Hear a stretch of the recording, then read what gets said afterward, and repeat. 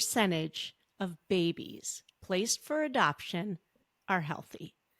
So the question that I then in turn ask is, how do you define healthy? So would you consider a child with asthma healthy? Would you consider ADHD? Autism? Is a child healthy if they have a food allergy? A lot of times there's something fearful, right, behind that question. What is that person worried about? And so I try to get to the basis of that and really try to understand what is driving the question. If it's looking for somebody who truly does not have a single medical concern whatsoever, I mean, then the question is really, what is that in general for kids, right? Lots of kids have something that could be labeled as unhealthy. What do you think they're asking? I think a lot of it is the fear of the unknown. When I'm talking about substance exposure, which is one of the things I talk about the most often, just don't know what that means. But sometimes that unknown is much scarier than the reality of what we need to think about. Welcome to the Adoption Roadmap Podcast, your go-to guide through the beautiful, complex, and transformative journey of adoption. I'm Rebecca Gruenspan, a single mom through adoption consultant for over a decade, author of the Adoption Roadmap book, and your trusted guide. In each episode, we dive into real experiences, expert insights, and the raw, honest truths that you will need to navigate your journey. Whether you're just beginning, in the thick of it, or well past placement, you'll find support and community here to help you navigate this unique path with confidence and love. Adoption isn't all rainbows and butterflies. It is life-changing and worth every bit of effort. Let's learn, grow, and journey together on the Adoption Roadmap Podcast. Today, we're diving into one of the most challenging and emotional aspects of adoption, addressing the medical and health concerns that many hopeful families face.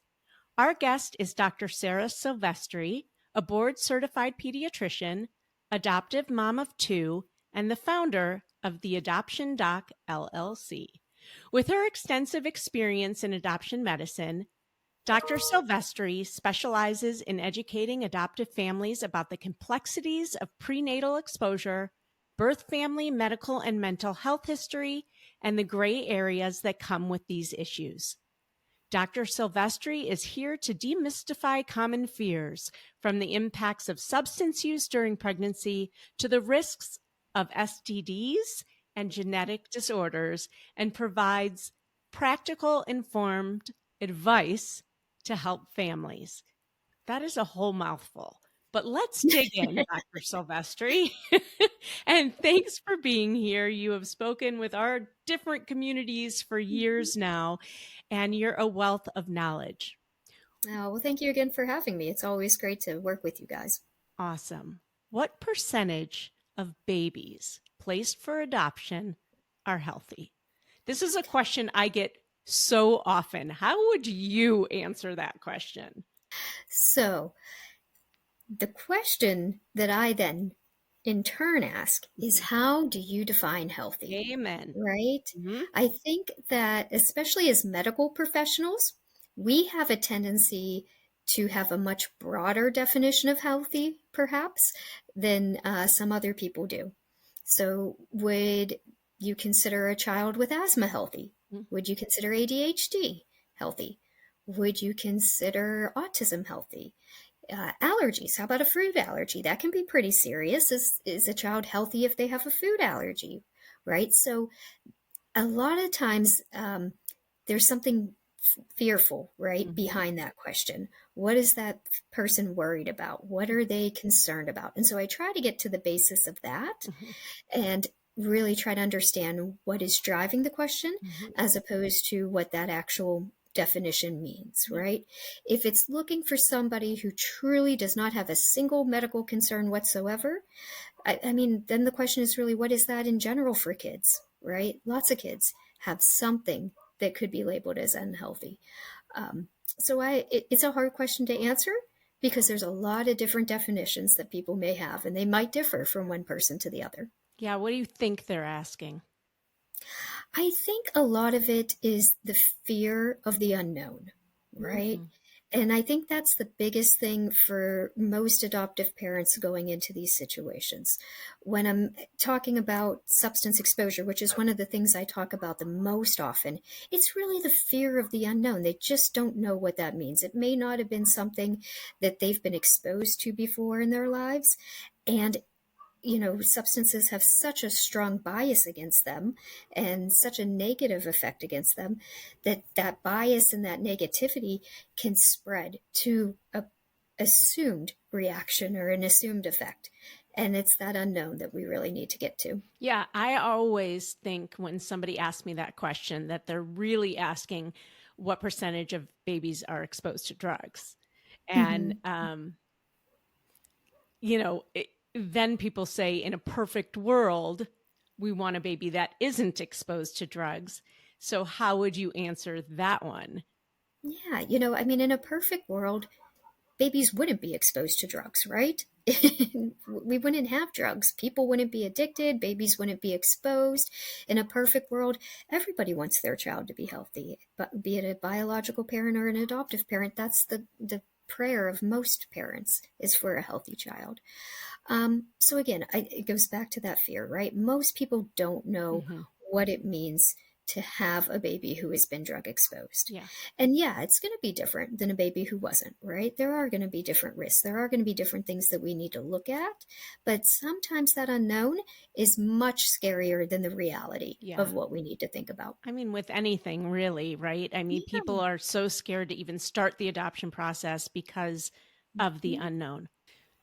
Do you have any indication as to what percentage of moms are using or what percentage of babies are quote unquote healthy, meaning not, without a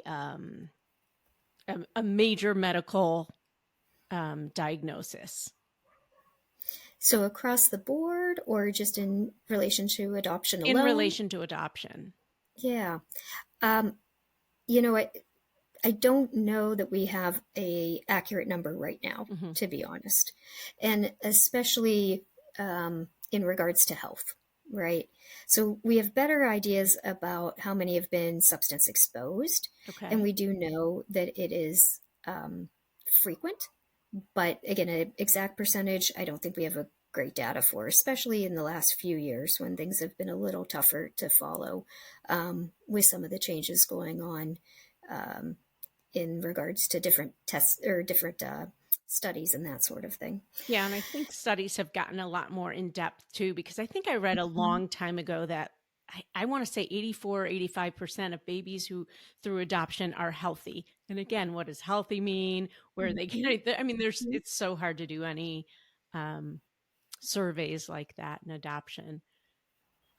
Yeah, yeah. Adoptive surveys in general are lacking, right? Yeah. We wish we had more surveys in general and more studies in general on children who were adopted, be it about substance exposure or mental health or just health problems in general. Again, we know that in general, kids who are adopted do have more health risks, be it physical health problems or mental health problems.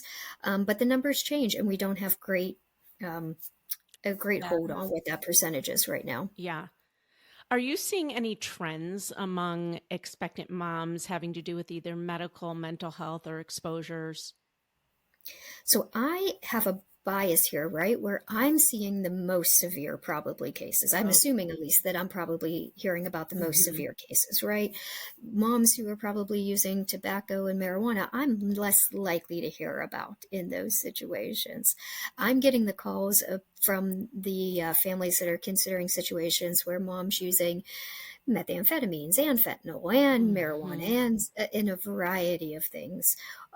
So what I'm seeing is a lot of methamphetamines and fentanyl. I would be willing to assume there's still a lot of tobacco and marijuana out there also, but that's an assumption because I'm not particularly seeing it. From a mental health disorder side, lately I've seen a lot of bipolar questioning there. A little bit of schizophrenia, not quite as much though. So bipolar seems to be the most common I've been asked about recently. And I'm sorry, what was the last one? Was it Yeah, just any trends in any general, health needs in general? exposures, medical, mental Yeah. health.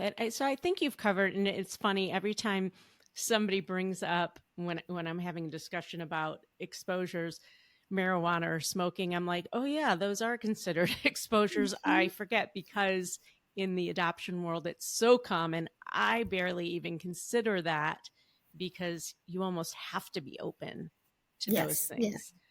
Yeah. And that's why I've assumed it's still there, but I'm not the one necessarily Yeah. being consulted when it's just tobacco and marijuana. Yeah. Yeah. So when it comes to going through the checklist of criteria, so when you're a hopeful Hmm. adoptive parents, you get this questionnaire. What are you open to and what you aren't open to? And there's usually an option. It goes through all these drugs and mental health issues and all these things. And the options are check yes or no. Is it truly that simple to just check yes or no? Yeah, no, absolutely not, right? It it was that checklist that made me start doing this, that made Oh, me start really? this business. Yes, yeah. 10 years ago when we started the adoptive process, Mhm. um, we were with an agency at that time that gave us a checklist that was just yes and no, and there was no gray area, there was no room for comment. It was black and white, yes and no. And I struggled with that checklist. I Mhm. hated that checklist. Mhm. And that stayed with me through the years as we went through the adoption process twice.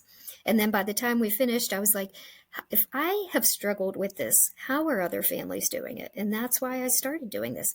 There is nothing black and white about these issues. There is so much gray space Yeah. and so much nuance to it. It's really a shame that some people were still looking at those issues as black and white and asking those kind of determinations to be made. Yeah, I mean, when I first started this business 13 years ago almost, everything, all the applications were still Mhm. written. And I used to tell my families, just write in, it depends, or write in Yeah. notes. But now I don't know if it's all still yes or no, or if there's some agencies that Mhm. have like write notes on this side. But electronically, it may just be yes or no. So, hopefully there's an opportunity to have a bigger conversation. You know, Mhm. whether it's we want to see them and then discuss further Yeah. or, stuff like that. But what should parents really be looking for and asking themselves when they're just starting the process and they have to think about, well, what are we open to? What are we not? Yeah. The biggest thing that parents need to do is be honest with themselves, Mm-hmm. right? What are you able to see yourself handling at this point in time?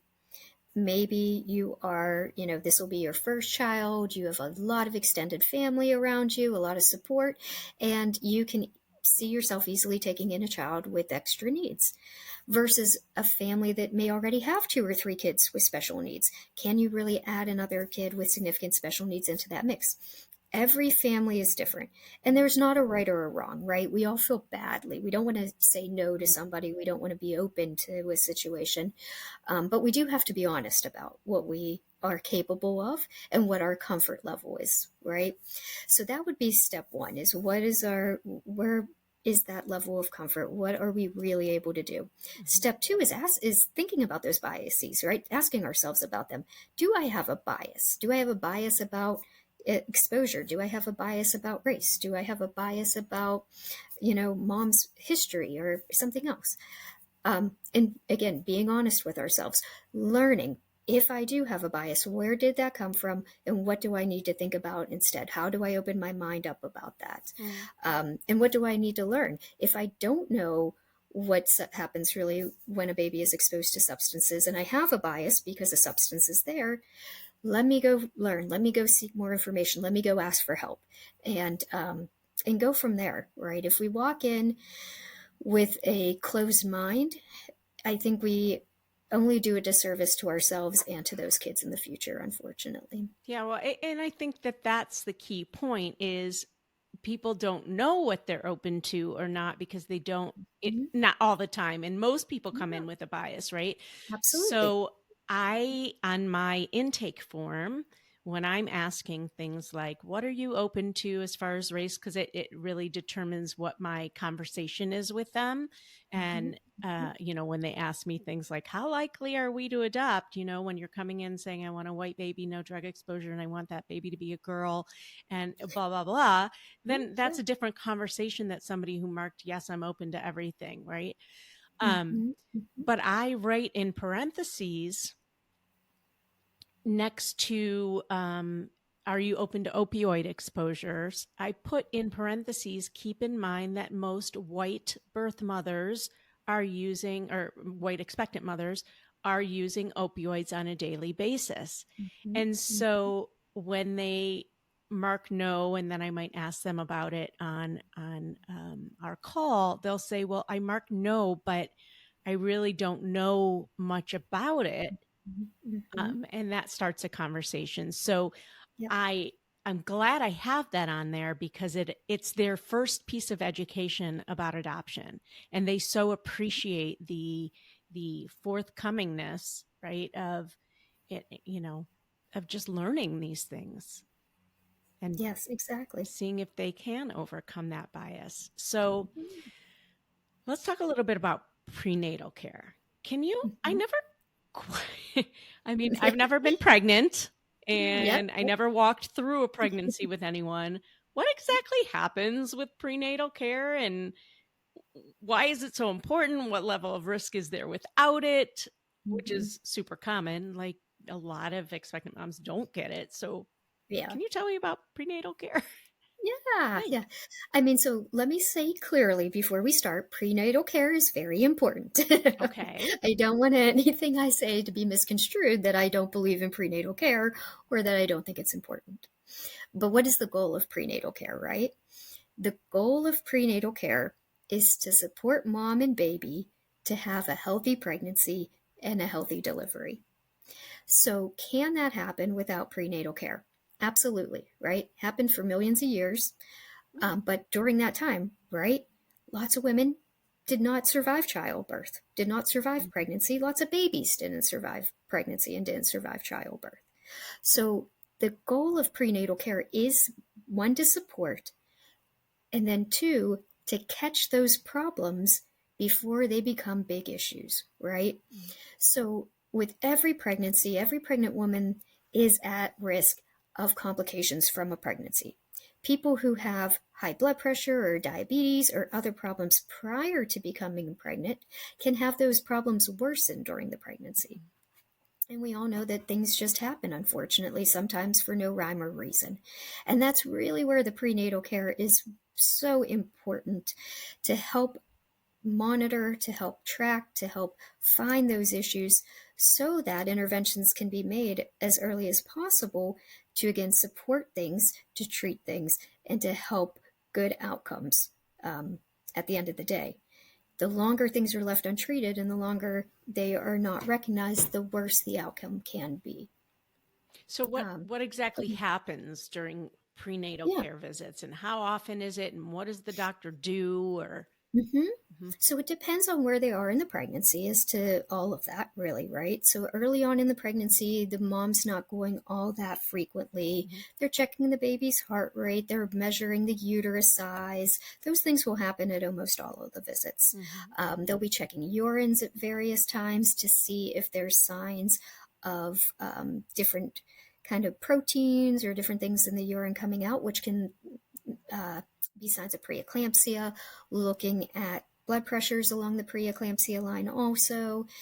At some point during the pregnancy, they check the sugar, and they're going to look to see if the mom is developing gestational diabetes. And then there's the period too of looking at all the prenatal screens, right? So is mom's going to get tested for STDs and appropriate treatment if those are found. Depending on the different situations, there may be concern and reason to do genetic testing. And then that's helpful to know ahead of time so that you can, again, plan for what will come after birth and get yourself prepared and start to have the pieces of the puzzle in place for next steps at delivery. So various things along the way. As the pregnancy goes on, the visits become more frequent and the testing becomes more involved, shall we say. So it's mostly testing to make sure baby is okay and mom is healthy. Yeah, it's a lot of testing and monitoring. Okay. Yeah. And then she takes vitamins and stuff too that the doctor prescribes. What is that good for? So prenatal vitamins, there's a lot of different things in them. A couple ones that we really worry about. One is iron. Iron is mainly for mom to keep her healthy, to keep her blood counts up during the pregnancy, which is really important for her. And then folic acid is a really big component of the prenatal vitamins also. And folic acid is important because it helps to prevent what are called neural tube defects, which are spinal cord and spinal cord problems, which can affect developmental abilities as we get older in life. Okay. So it is kind of scary because it's way more unknown when a mom doesn't have prenatal care. And it's very common that moms don't have prenatal care. So is there anything that we should be asking, or, usually they'll have at least an ultrasound. Is there anything we can do or ask, or is it just kind of, what do we look for outside of she's not getting prenatal care? Yeah, it's hard in that situation, right? You can ask all kinds of questions. How much you're going to get an answer is the tough part, right? It's easy to ask, are you taking prenatal vitamins? A lot of women know that if they become pregnant, they should be taking prenatal vitamins. They don't necessarily need a doctor to tell them that. So that may be something that a mom has started on her own, knowing that she's pregnant. The ultrasounds that they get in these situations a lot of times are just an ultrasound that prove a pregnancy. Right. They're not necessarily looking at the heart and the liver and the brain and all of that. Asking mom if you can find out what medication she's taking. Okay. I like to ask about that because if she's not getting prenatal care, and let's say she's on a medication for seizures or something, if she hasn't been checking in with a doctor about the pregnancy, and she hasn't been checking in with her doctor about the seizures, it may be, maybe she just saw them 3 months ago and she got pregnant 2 months ago. She might be on a medication that could affect that pregnancy that no physician knows about, that no medical professional knows about. And so that's an important one I like to think about that may not be as obvious in these situations. Does anything as far as genetics or, substance use, I can imagine the answer is yes. But anything as far as genetics or mental health or anything that plays a part in forget about exposures to drugs, that might play a part in a riskier pregnancy itself if she's not getting prenatal? Well, let's think about what makes a pregnancy healthy, right? Prenatal care helps support it, helps find those problems, but nutrition, right? Proper nutrition is something that we know is very important for a healthy pregnancy. Mom herself has to have good nutrition to be able to supply the baby with good nutrition. So if mom's not having the healthiest diet, we know that that can affect the baby's stress, instability in different living situations, housing, that sort of thing can also indirectly affect a pregnancy, right? So in general, if mom is having more severe mental health issues or more severe, physical health concerns either way, or has a genetic issue herself, all of those things may be affected that, again, we know are important to a healthy pregnancy. So yeah, certainly if you can find out, where is she living? Is she eating? How much weight has she gained during the pregnancy? That's sometimes a good indication as to if mom's getting nutrition or not. What do we want to see as far as weight gain? It's variable.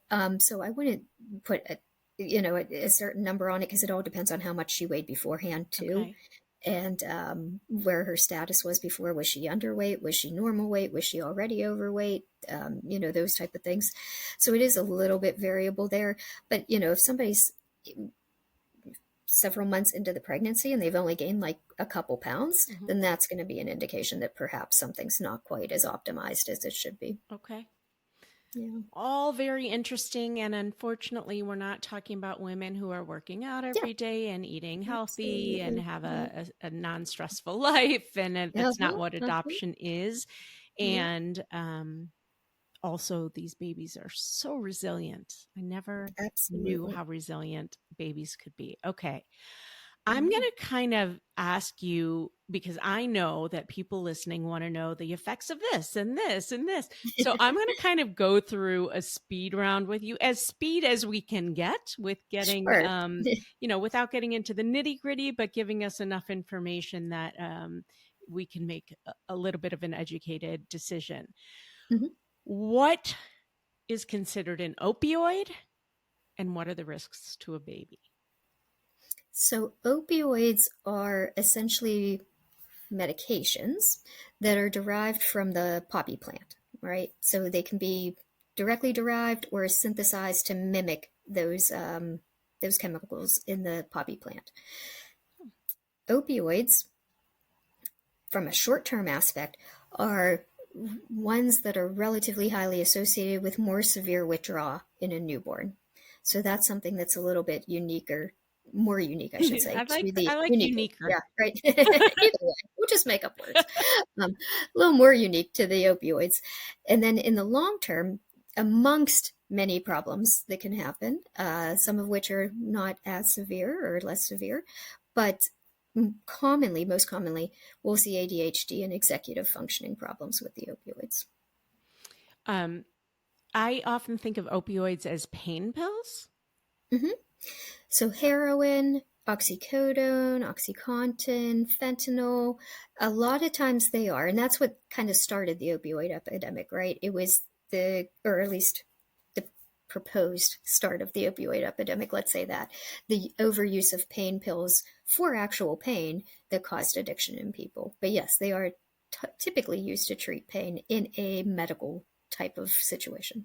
Are all opioids created equally as far as the effects that it has on a fetus? Yeah. Okay. It's a great question, right? So the answer is probably not, but not fully known, right? So methadone is used to treat opioid use disorder, and it's essentially an opioid. It's seeming to have a better outcome overall in comparison to something like, oxycodone, right? Fentanyl, as often as we do see it right now, is not well studied at this point to know. We lump it in with the other opioids. We assume it's going to do the same stuff as the other opioids, but we don't have great data to prove that right now. So it's a no with a little bit of a, we'll find out in the future. Okay. Yeah. All right.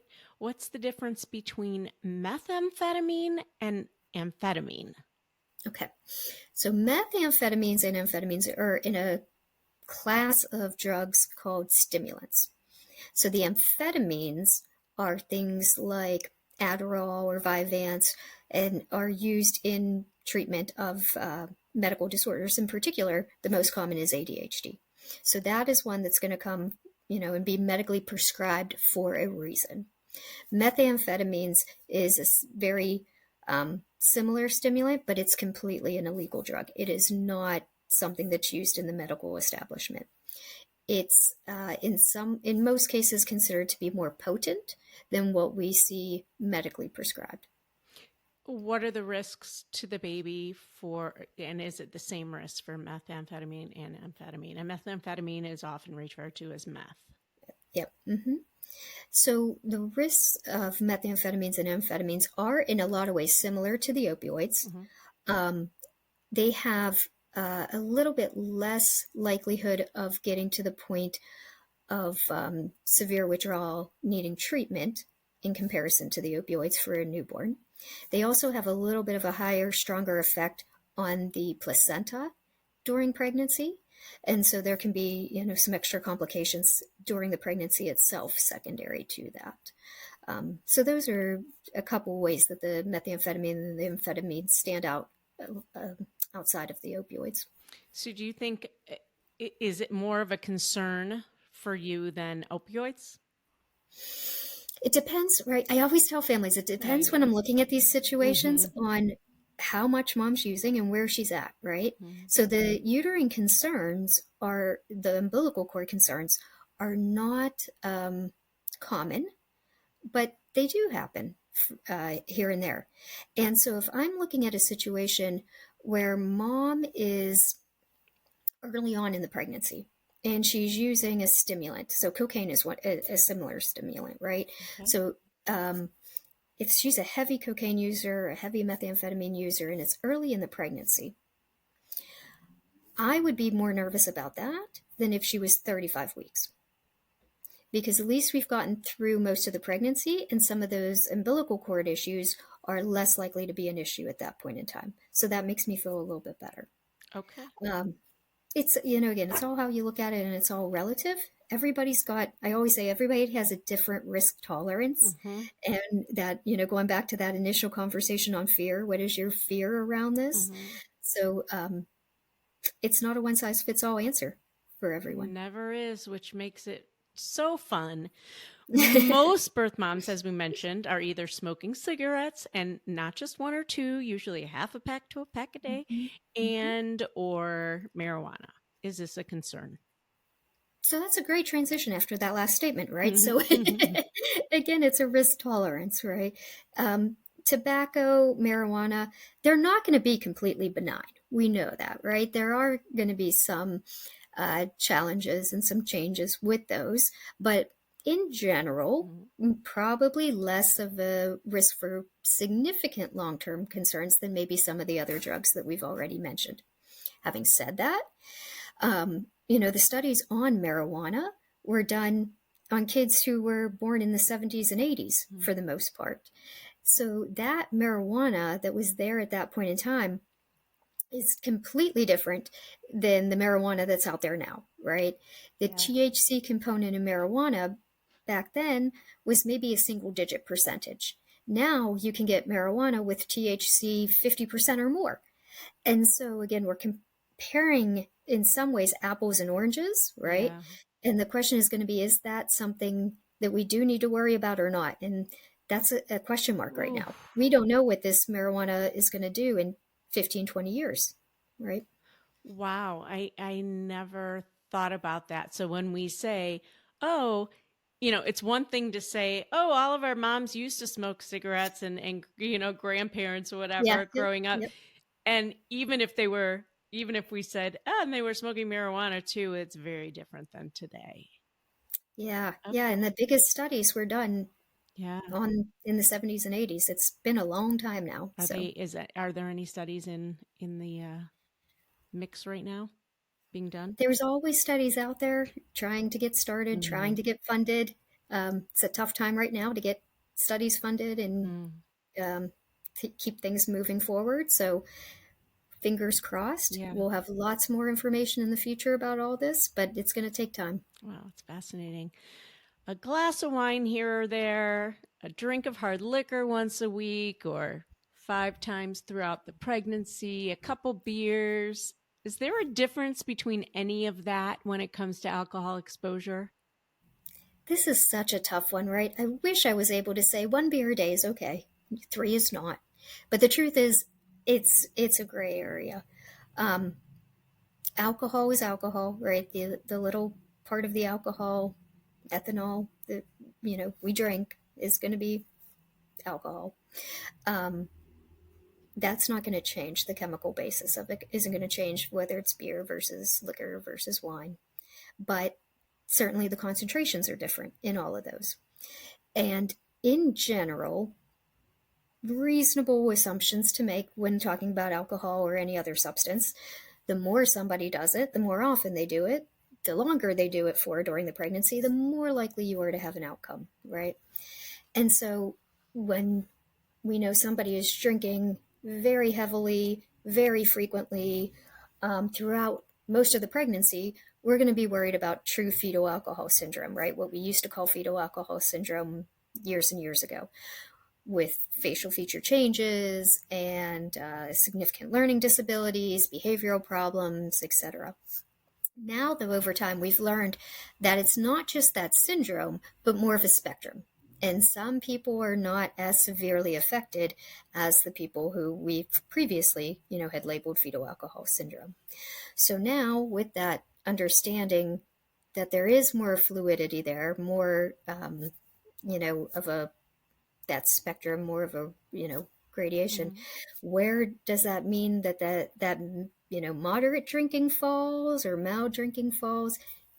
We can't give those cutoffs that I wish we could. Absolutely. Well, I mean, because we all hear about, oh my God, I got wasted and then I found out I was pregnant, and those babies tend to do okay.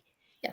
And then we hear about, well, in Europe, drinking red wine is okay during pregnancy, right? Isn't it in some places in the world, maybe Italy?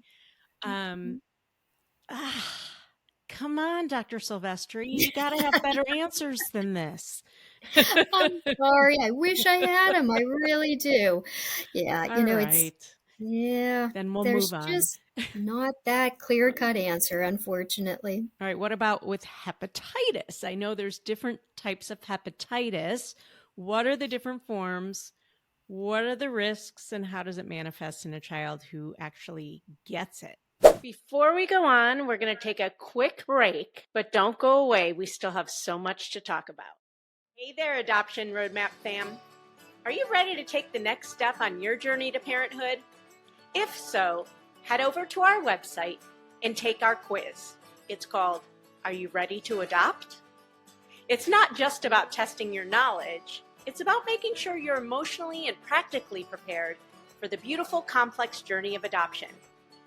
Let's make your dream of parenthood a reality. Go to rgadoptionconsulting.com and take the Are You Ready to Adopt quiz today. That's rgadoptionconsulting.com. The quiz is free, and it will let you know where you are in the process and if you're ready to jump into your adoption journey. What about with hepatitis? I know there's different types of hepatitis. What are the different forms? What are the risks, and how does it manifest in a child who actually gets it? Yeah.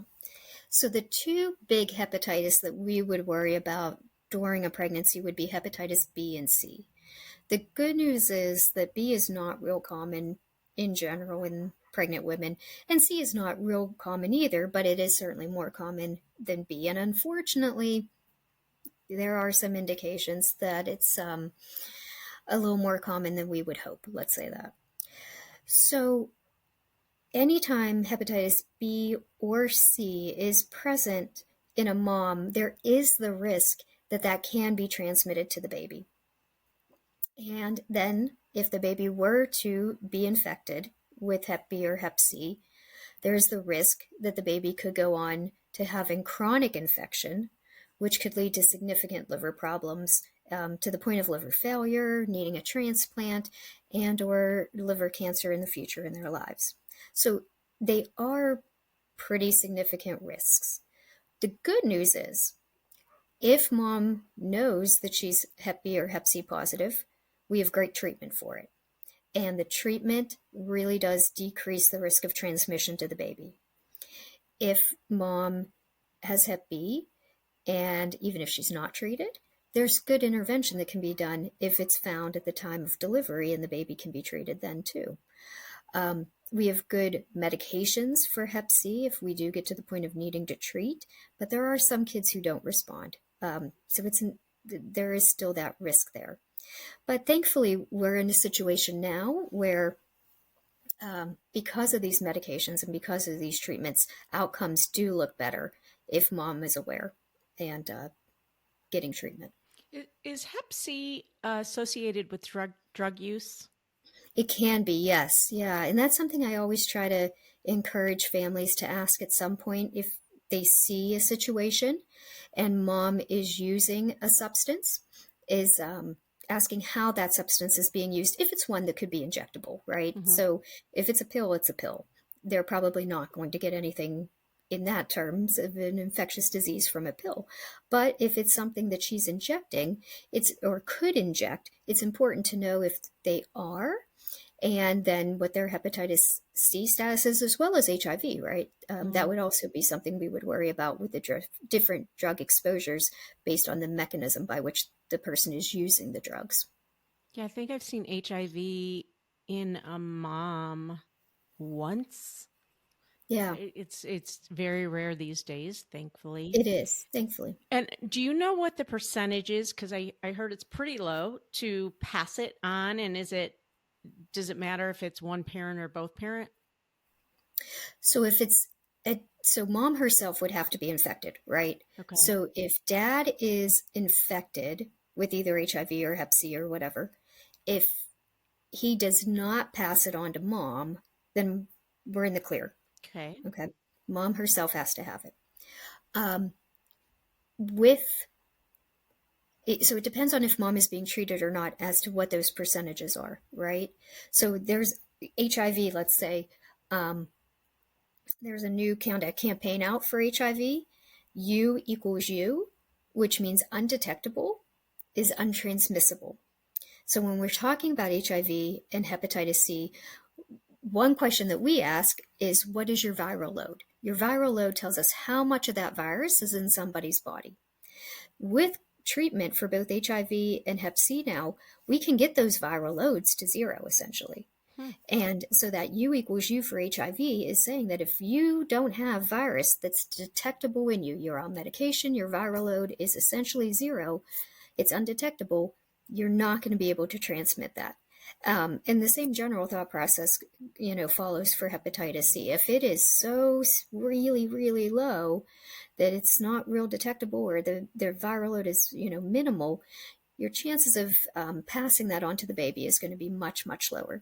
Now, if they're untreated, if their viral loads are really high in the millions, in the 100,000s, then yeah, those risks are going to be higher. They're going to be something that is a true risk for that baby. It's still not 100% by any means, but they are going to be enough to, be reasonably worried about and check afterwards and be paying closer attention to or intervening on than if the mom was appropriately treated. Yeah.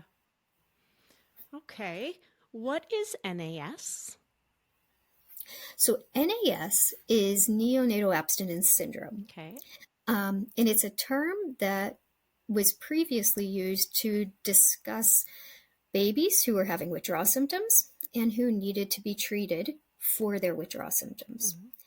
There's a newer term out now called NOWS, neonatal opioid withdrawal syndrome. Oh.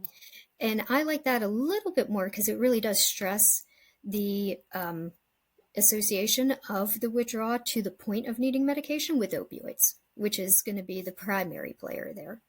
Just about anything can cause some withdrawal symptoms, including tobacco and marijuana and antidepressants and caffeine. But it's really the opioids that get us to that point of needing treatment for that withdrawal. Okay, so what does care and treatment actually look like in the hospital for NOWS, and which I'd never heard of? And also, how can parents be, or what should they do to be emotionally and practically prepared for NOWS? Yeah, so to get yourself prepared, right? This goes back to that other conversation where the more somebody uses, the more frequent they're using, etc., the more likely you are to see this outcome, right? So if you have a mom who's using opioids pretty frequently and at, decent amounts, I would prepare myself to have a baby who is withdrawing. As I mentioned, the other ones may not do it quite as much, right? But if you add 3 or 4 of them together, it is a cumulative risk, right? So when we start adding more things onto the opioids or even just together, you can still have that risk of having withdrawal to the point of needing treatment. So when a baby is born, and we know that there was substance exposure, which is a question mark. Sometimes we don't know, right? But if we do know that, the vast majority of hospitals are going to monitor that baby for a minimum of 5 days. And they're going to look to see if the baby is showing signs of withdrawal. Withdrawal can be tremors. Withdrawal can be high-pitched cries and irritability. They can have feeding difficulty. They can have diarrhea. The list goes on and on. And as they're monitoring these symptoms, they're kind of calculating, okay, if they have so much of this versus so much of that, how severe is the level of withdrawal? There is a movement to going away from treating these babies with medication.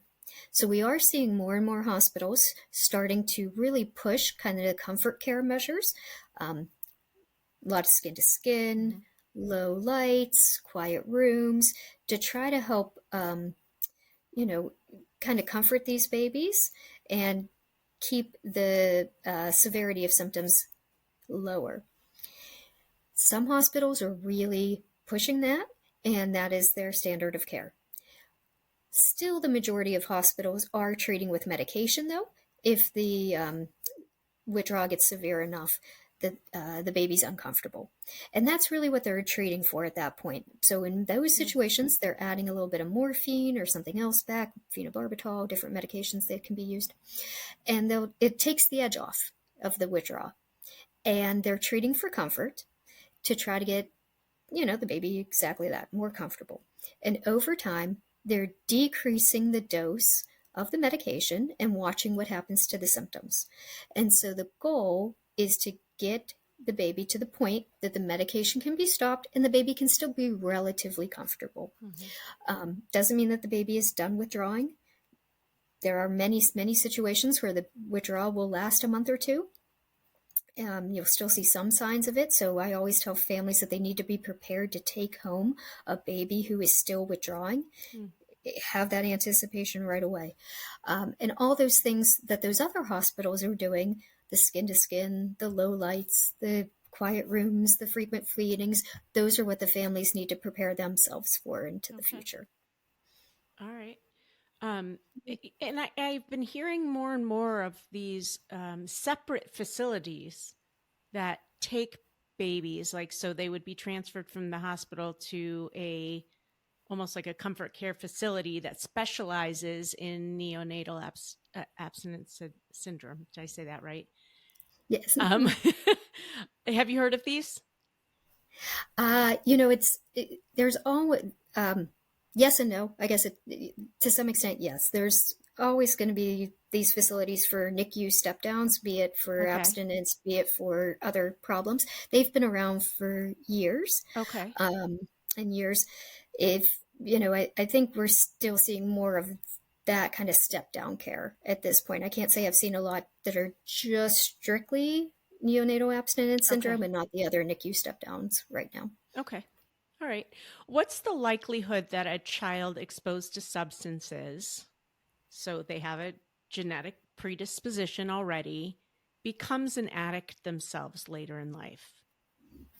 So it's more, in my mind, this is more of a genetic question than a substance question, right? Okay. Addiction, the mental health side of addiction, right, is multifactorial. It's a complex disease. We know our life circumstances and different environmental things can impact that. But addiction is one of the mental health problems that does have a stronger genetic component to it. So if mom or dad was an addict, and you can kind of, make some assumptions about that based on some of what you read in certain situations, then that baby is going to have a much higher role or much higher likelihood towards addiction than somebody who did not have that genetic family history. So it is something to be mindful of if you're looking at a situation and it does seem that mom is an addict, that baby will need to be parented differently as they get older. Does the likelihood increase with the more, people in their family, or the more generations of abuse of substances, is the deeper the, Yeah. you know what I'm saying? The studies really look at like parents, Oh, okay. as opposed to going as far back as like Yeah, multi-generations. Yeah. that's what I was trying to say. Hmm. Yeah. I gotcha. I'm a woman of a certain age. These words leave my brain sometimes. Yes, Um, I understand. so is there anything that parents can do to help stop the cycle from affecting their Mhm. child? Right. So, as parents, one of the best things we can do is model what we want our kids to be anyway, right? Whether it's in regards to substance use, whether it's in regards to how we control our emotions or anything else. We are their strongest role model in the beginning. After that, I always, and I'm sure you've heard me say this before, I really strongly believe honesty is the best possible, the best route Policy? with these kids. Policy, thank Yeah. you. Like See, you said, you have the certain age, same. it's You gone. have the I get same it. thing. Yeah. Yeah, Okay. yeah, I hear you. But I really do. It's whether we're talking about just letting a child know that they're adopted or not, or, talking about their family history. You do it in an age appropriate manner, right? Mm-hmm. The little ones just say no to drugs. They're going to hear that. You can keep, saying that. Maybe it's less common than it was when we were growing up. I think some of the Yeah. messaging, some of the ad campaigns have changed, but Yes. you still, you're going to give that message early on, and you're just going to give it like that, right? And then as they get older, when they really do understand more, you can really just be honest with them. Hey, when I say just say no, it's because if you start, you may be somebody who has a hard time stopping. This is what happened. This is what we're talking about. Mm-hmm. Just, being honest with them is so important. And it doesn't have to, be super involved, but it does need to be transparent so that they understand where your concern is coming from. And then, just like any other problem, right? You want to pay attention. You want to keep a close eye.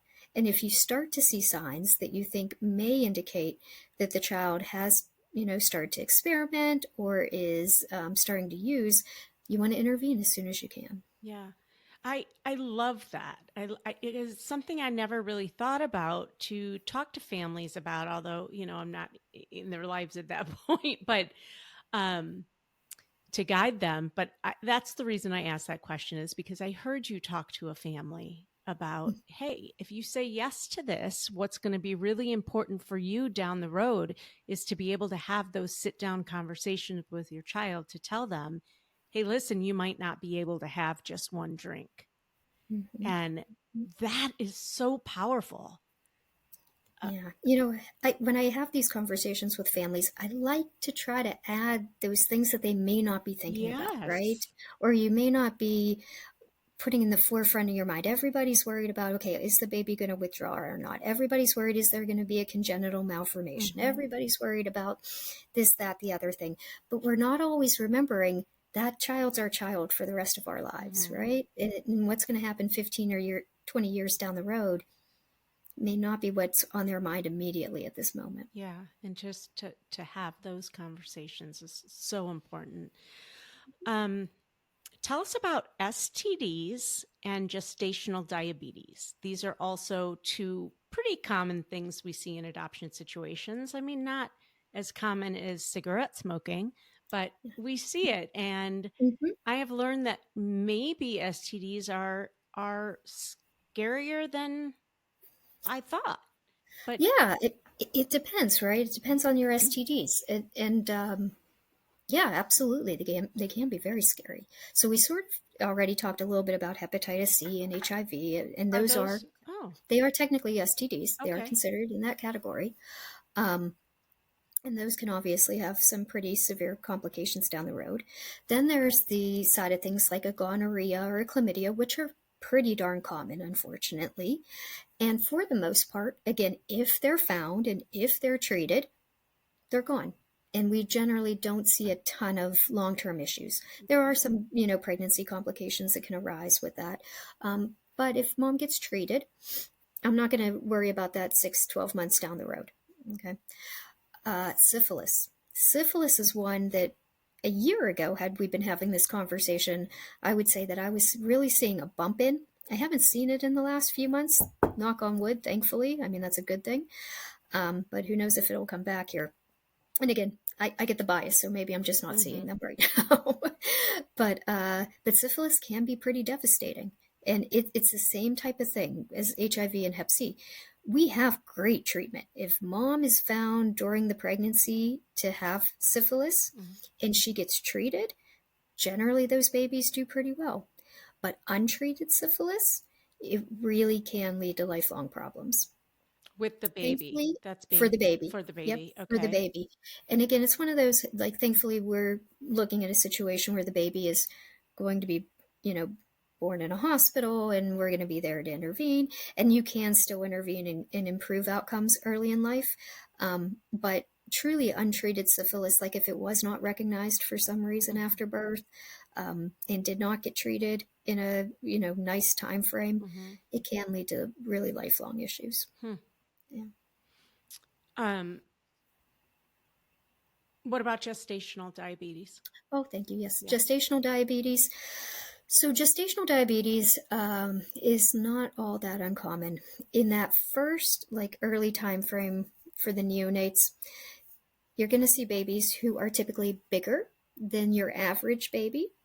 Those babies can have difficulty with sugars, keeping their sugar levels in a good range, and they can have difficulties with breathing and some respiratory distress. If their sugars go really out of whack, that by itself then has some complications associated with it too.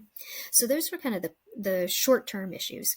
But we do know that babies who are born to moms who have gestational diabetes have risks down the road too of diabetes, heart disease, obesity, and some other things like that. So that can be something, again, it's something we need to be mindful of as we're parenting those kids as they get older. Is childbirth dangerous for moms who have gestational diabetes?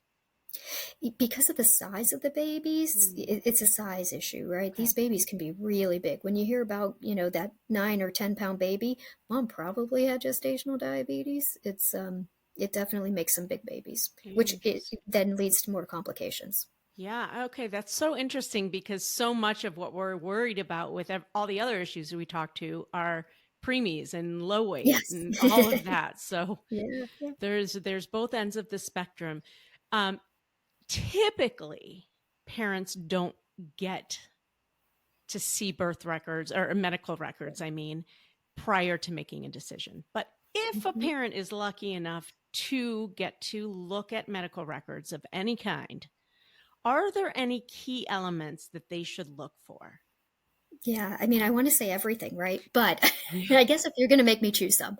Yeah. And also some of us skim it and say, oh, that looks really good. I don't need to get a professional involved. Yep.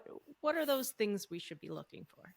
Yeah. So big things, I would say, really look for, I guess thinking of it from a short term, right? From a short term, what is the date of when mom is first getting her OB care, right? You get that idea. Was that prenatal care really delayed or just a little bit delayed? If you're seeing multiple medical records, how often is she following up? And at the end of the medical record, it's going to tell you when her next appointment should be, right? So if her appointment was supposed to be in 2 weeks and the next record you get was 3 months down the road, probably not getting the best prenatal care, right? You can kind of make some of those assumptions. On the more long-term side, most of these medical records are going to tell you mom's health history. So that's nice to know what her health history is. And especially if it's a first-time visit, a lot of times you'll get the family history. So again, this may be some of the best opportunity to get the family history for that child. You might have, mom's history or mom's sister or her other children involved in that family history in the chart. So that's great to know. Some of those social things that we discussed, what's mom's housing situation, etc., may be in there in what's called the social history section. So you can get some of that. And then we also alluded to medications before too. they should have a list of what medications mom is taking. And so again, that would be important to look at, because while we always focus on substance, the legal substances, there are medications that can be prescribed that are not the best to have during pregnancy. Thankfully, if she's at the OB should be aware of that and paying attention to it too. But it's always nice to be able to kind of look for yourself and say what's going on and what else is she taking. Is there anything to look for as far as like how the baby's growing, or any certain numbers of a heartbeat or anything like that? So a lot of those, you'll get that sort of profile of how the baby's doing with the heartbeat and the lengths and that. Mm-hmm. Sometimes at the bottom, it'll give you a little summary. Yeah. To be able to interpret that itself is really tough. But at the bottom, there might be a little summary that gives you an idea of what the gestalt is, right, for that. Looking at other tests, looking at the STD testing like we talked about, some of those other screens is really helpful if you can get in those. And a lot of those will also have a normal value next to them, which will give you an idea of what's happening. Okay. Yeah. And ultrasounds are tough. Most of the ultrasound pictures you're not going to be able to look at and make out much of yourself. But again, there might be a little summary sentence somewhere in there to tell you what the ultrasound showed. Well, what I think you should do if you get any medical records is to schedule an appointment with Dr. Sara Silvestri at the Adoption Doc on IG. Just message her and she will make time for you, and you'll pay her a little fee to do that. And it's worth every penny. So that's what I would say to do. And that's what I tell all of my families to do. I read something somewhere, I don't know if it was on your IG or what, about you discussing medical considerations during ICPC. What did you mean? So, a couple things, right? If you're going in to an ICPC situation.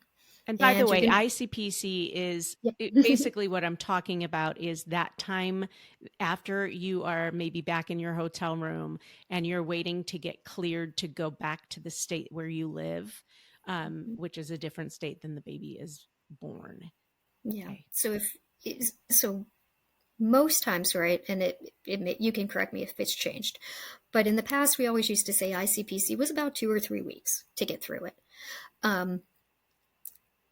I always warn families, right, if you're going into a situation where you really think that baby might be premature and needs some extra time in the nursery, or a situation where that baby's likely to withdraw and again needs some extra time in the nursery, ICPC is going to extend, right? You're not going to start that until the baby's discharged. And so you need to prepare, instead of 2 to 3 weeks, maybe prepare for 4 or 5 to be somewhere. So that's just a mental thing that they need to kind of wrap their minds around in certain situations.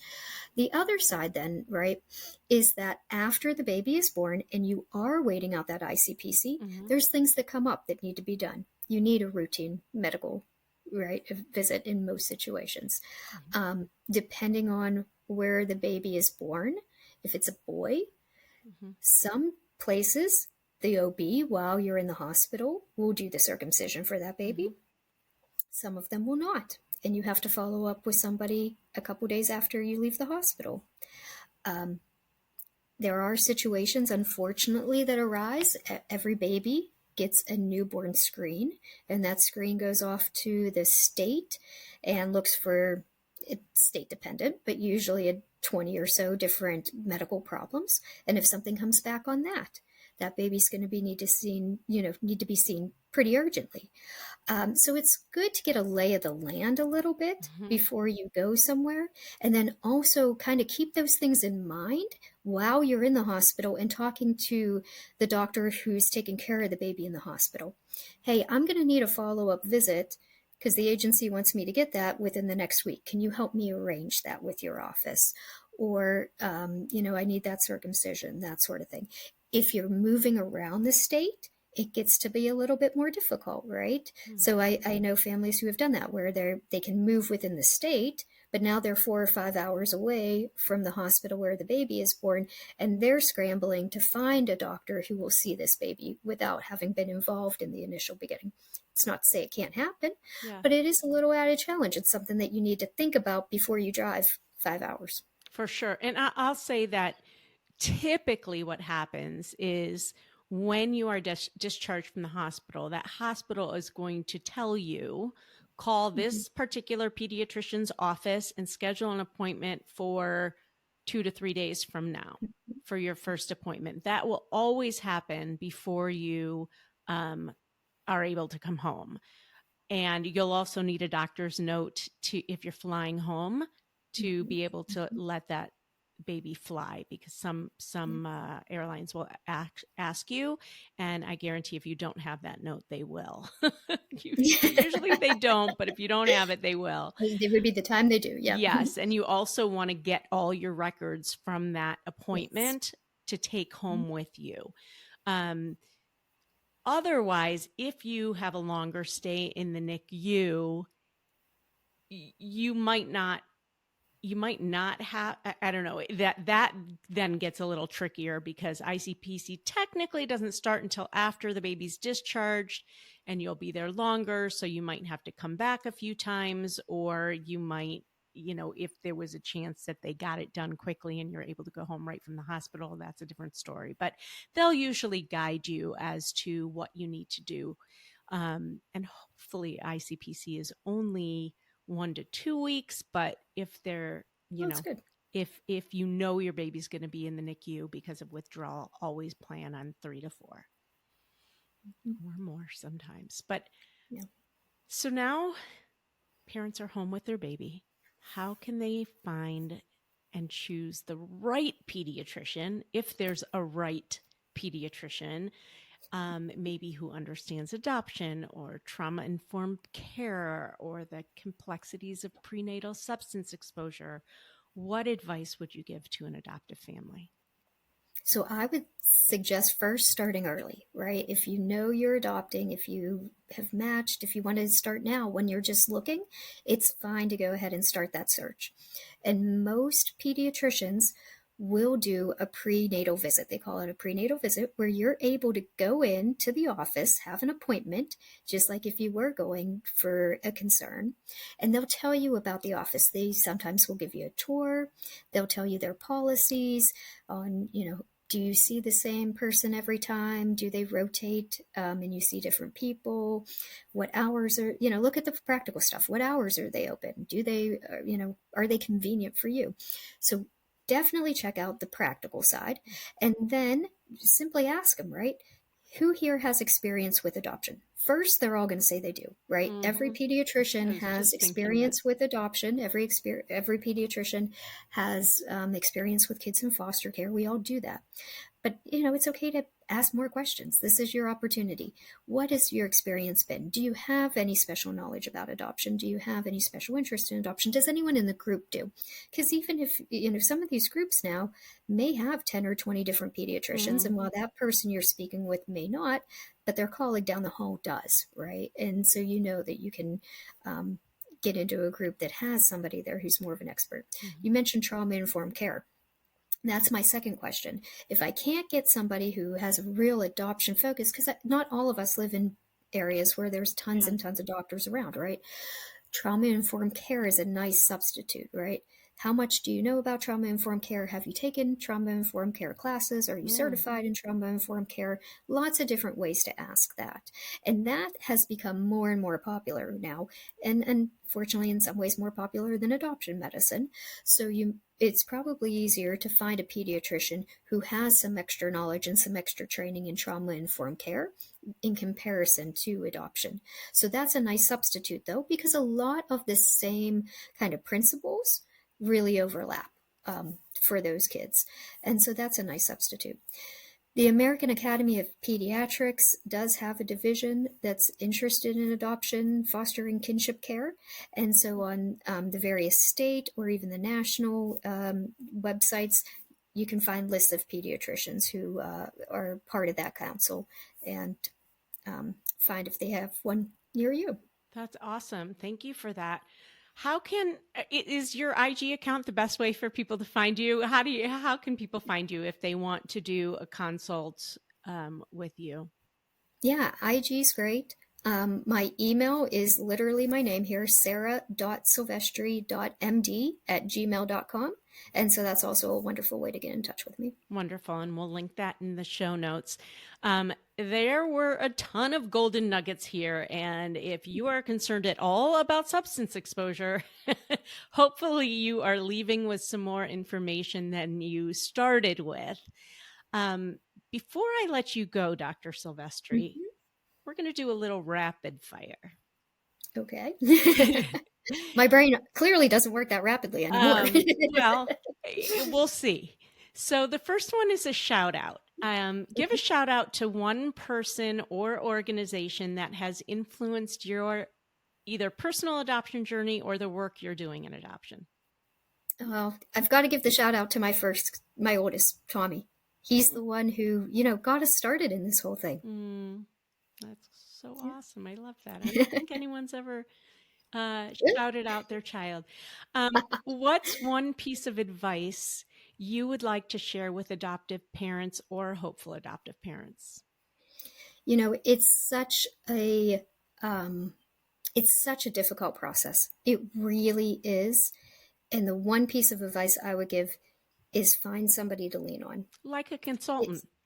A consultant is great. A family member is great. A friend. It's not a process that a lot of people have gone through. And so it's not something that everybody can understand. And so if you can find somebody who's been through it to lean on, like a consultant, it's really helpful to have that support. Don't do it alone. It's hard to do these tough things alone. I always say that. Don't do it alone. What's one thing you wish every adoptive parent knew before they brought their baby home? Oh, I wish every parent knew this, not just adoptive parents. Parenting is the absolute hardest thing to do. As a pediatrician, I thought I understood parenting and kids. It's not the same. It is so different and so difficult once you get home with that child, but it's really worth it. It is. But be prepared. It's a learning experience, and it's really fulfilling. It's really wonderful, but you will be humbled. Describe adoption in 3 words. Oh, now see, that's a hard one. Wonderful, love, worth. Adoption is not just a destination. It's a journey filled with love, resilience, and growth. Wherever you are on this roadmap, trust in your path, stay open to learning, and always lead with your heart. You already have everything you need to create a beautiful story for your family. And when the road takes unexpected detours, I'm here to help you navigate every turn along the adoption roadmap. Thank you so much for joining us today, Dr. Silvestri. I hope you got a lot out of this episode. If you did, please leave a review and maybe a 5-star rating. Thanks so much. Bye-bye.